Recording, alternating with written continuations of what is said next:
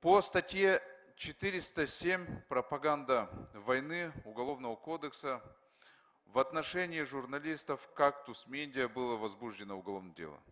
Я изучил этот вопрос, с международной практики изучил, как в других странах происходит.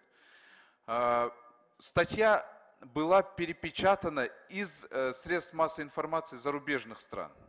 И потом эта статья еще удалена. И все равно журналистов приглашают в прокуратуру, заставляют быть свидетелями. Я считаю, что здесь могли бы отделаться предостережением, предписанием, но никак возбуждением уголовного дела. За перепечатку в международной практике не возбуждают уголовное дело, за перепечатку из средств массовой информации. У меня большая просьба к вам довести это до президента, пусть Садыр Нургулжиевич сам возьмет под контроль это дело, изучит.